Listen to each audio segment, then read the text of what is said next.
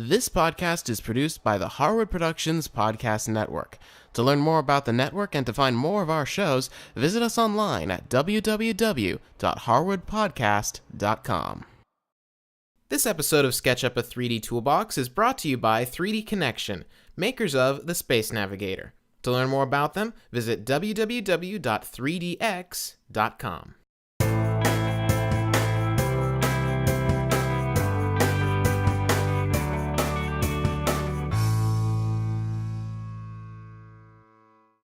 Hey there guys, and welcome back to another episode of SketchUp, a 3D Toolbox. I'm Cameron Harris, and this is episode number 21. Today I'm going to talk to you about modeling a staircase. Now, a staircase is a pretty common object to find in your models if you're modeling houses that have more than one story.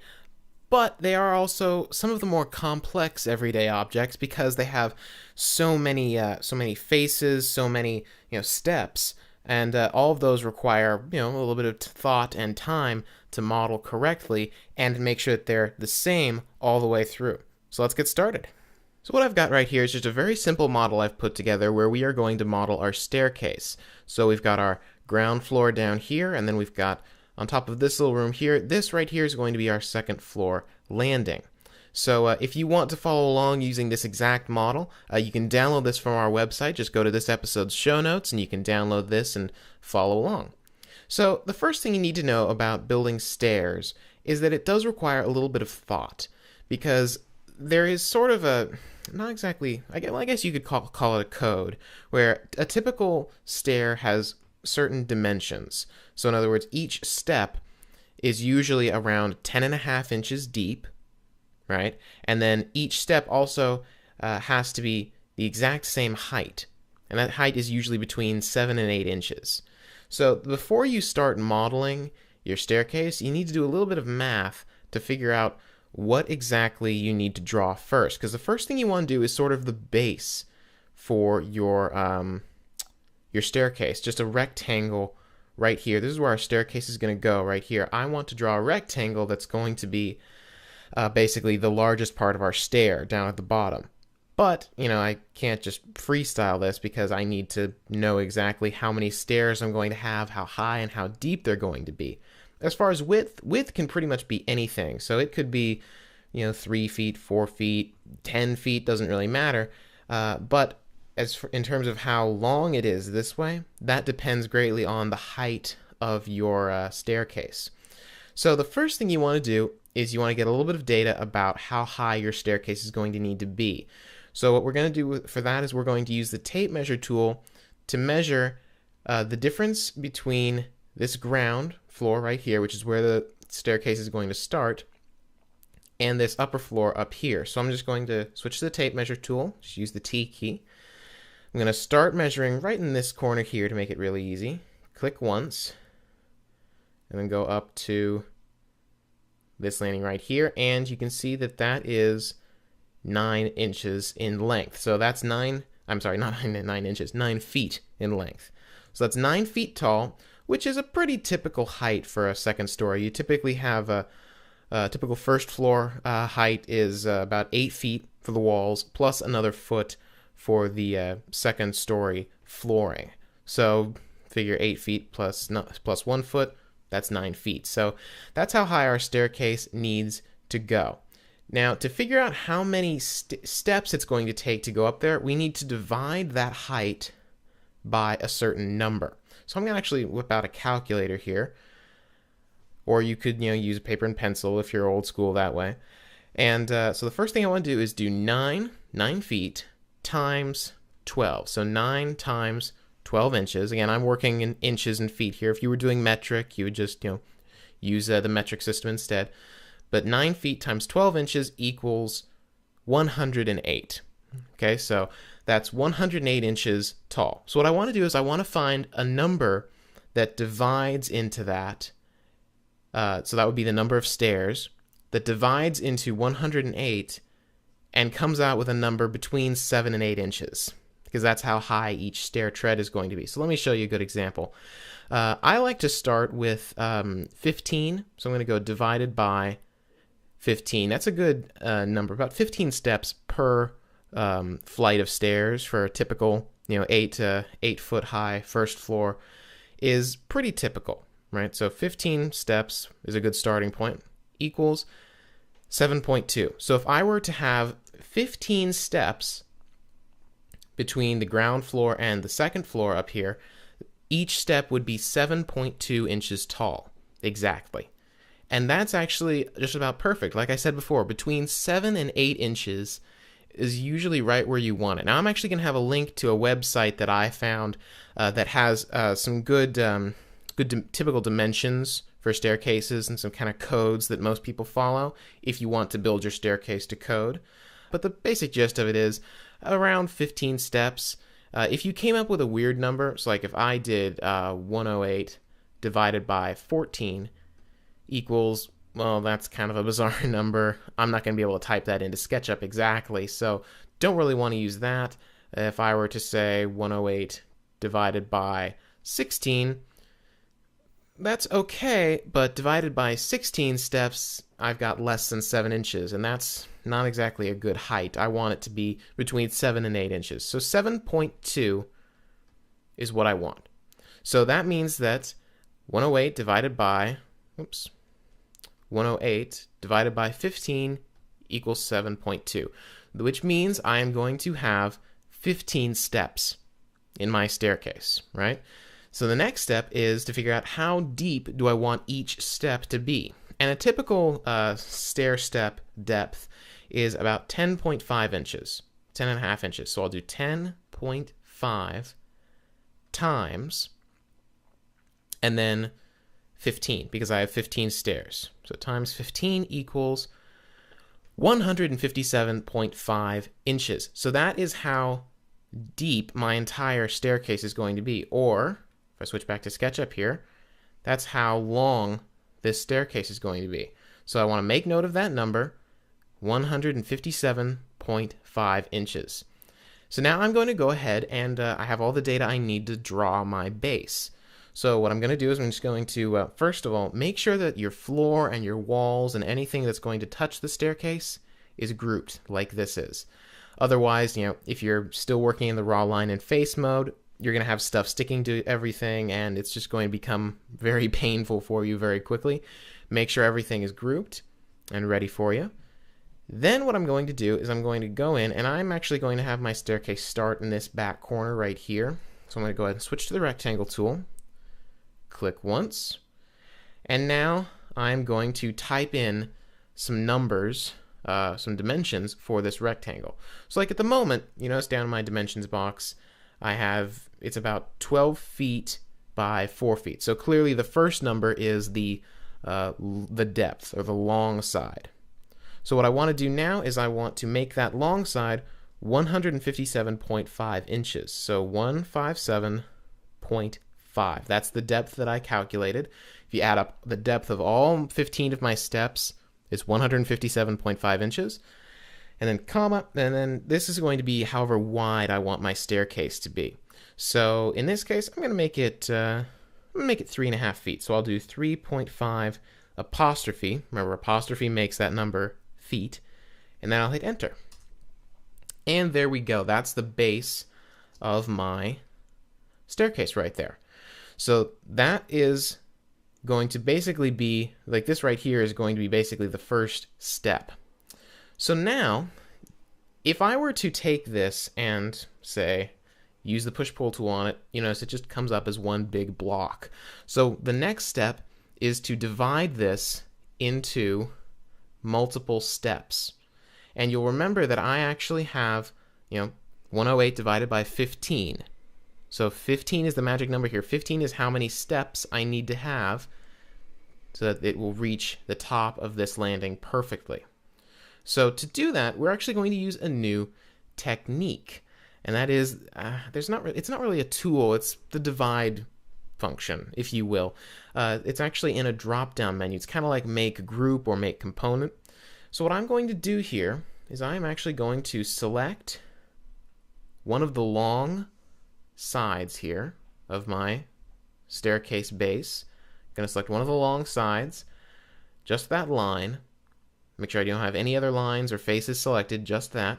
And then I'm going to carefully right-click on it And then you'll notice, because I'm not selecting multiple objects, I don't have very many options here, but I do have this option right here that says divide.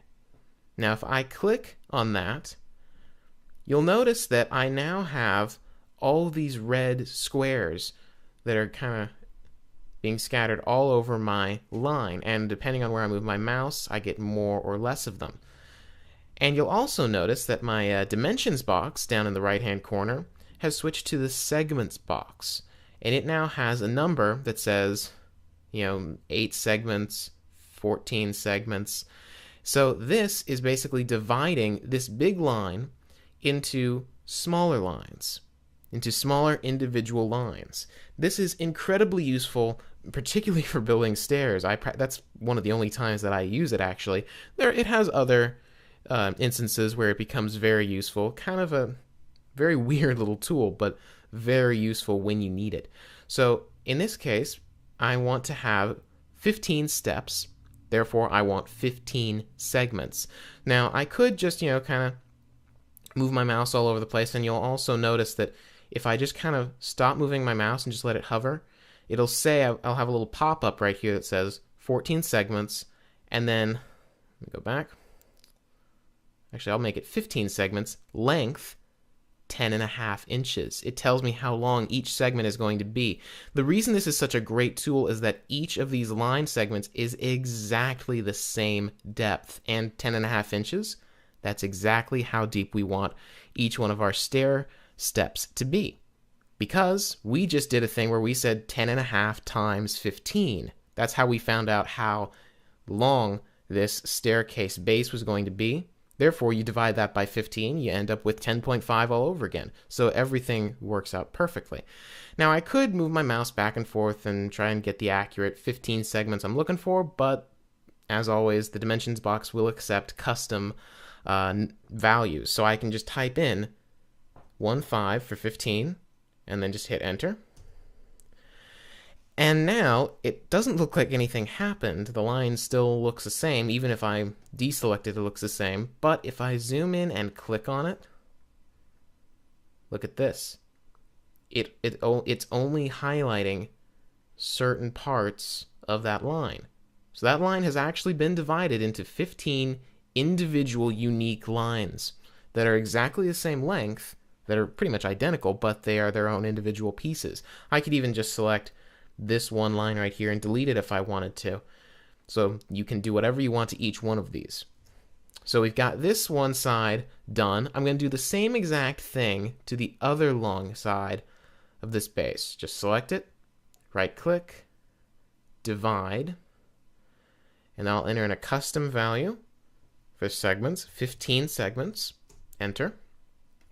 And now each one of these long sides has been divided into the same exact amount, the same exact number of segments, and all those segments are the same exact depth, 10.5 inches, perfect for our staircase. Now the next step is to start dividing this rectangle up and extruding it into 3D to actually get to our staircase. But before we do that, I want to make sure I thank the people who make this show possible, 3D Connection. These guys are awesome. They make the Space Navigator, which is my preferred means of navigating in SketchUp.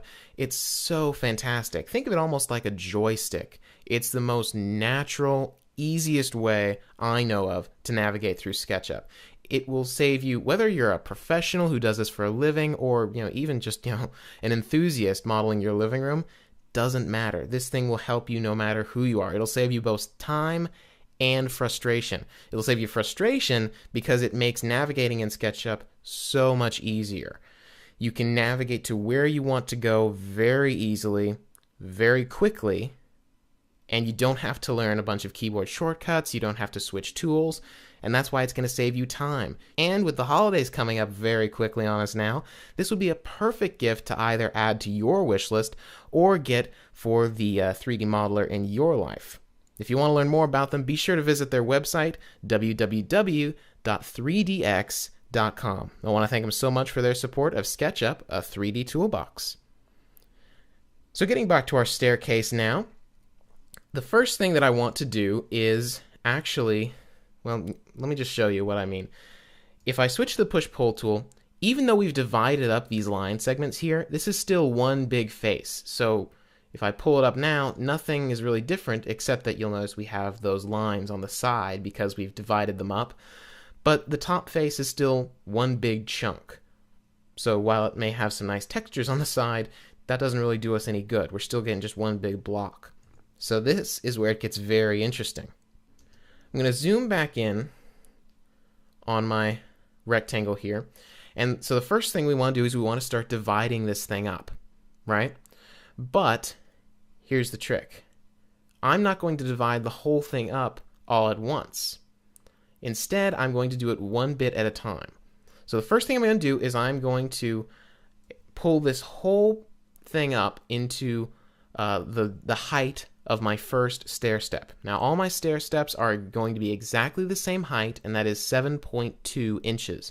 So as I'm pulling it up, I'm just going to enter in 7.2 and hit enter.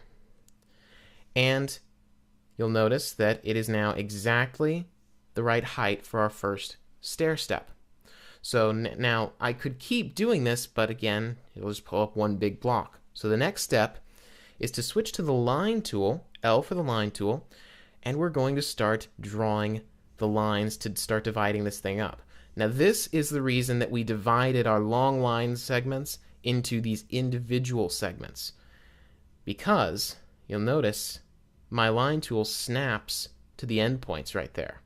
And you also have these little lines on the side. It's kind of a bonus because it gives you a little bit of a visual cue, you know, okay, I'll just go right here, boom. I can click once, and then over here, it snaps to the other side. It's a perfect straight line. I can click, and that's the perfect depth for my stair step. So dividing these longer line segments into individual lines essentially just gave me guides. But here's the trick. The reason I didn't use my usual method of drawing guides, which is the tape measure tool, you know, I could go like this and just go, okay, 10.5 inches in, 10.5 this way, and then another 10.5 that way, and just keep going all the way down. But a couple of things wrong with that. One, it's going to take forever. I mean, we just said divide, 15, boom, we're done. This is going to take much longer. And once I start pulling up the rest of the staircase, my guides stay right there with it. My guides stay at this level, but I need to keep pulling it up. The guides need to move with it. So if my guides are built into the lines right here, they move with me. It's very easy, very quick. For staircases, it's the way to go. So I've drawn my first line. This is now its own face, and this is now its own face. So I can now use the push-pull tool again and pull this up another 7.2 inches. Go. And there we go. So now you're starting to see the stair emerge. And I think you probably guess what's going to happen next. I'm going to draw another line right here. Pull this up another 7.2. And this is where you're going to feel very proud of yourself that you did that math in the beginning. It takes a little bit of time to kind of set everything up, but once you do have everything set up correctly, you're going to feel so good because right here, as if I were some 3D wizard, this last step will end at exactly the second story height. And all of these steps are the exact same height, the exact same depth. It's pretty much perfect. So that is really, in my opinion, the best way to do stairs. There are thousands of different ways, probably, different techniques, and to each his own, but this is the method that I've found that gets it done the easiest and the quickest way. So the last thing to do is just get rid of these lines on the side here, because now they're, you know, kind of their own individual faces. You don't need all these lines here, because remember, the rule of SketchUp states that a face will be created if it is surrounded on all sides by lines. Well, we've got lines on all this outside edge here. We don't need this stuff on the inside. And what, you know, if that's the look you're going for, keep them. But if not, I like to use the eraser tool rather than selecting each one and deleting it individually. Just use the eraser tool and just start down here and just swipe, click and drag over all of those lines, and boom, there's your staircase.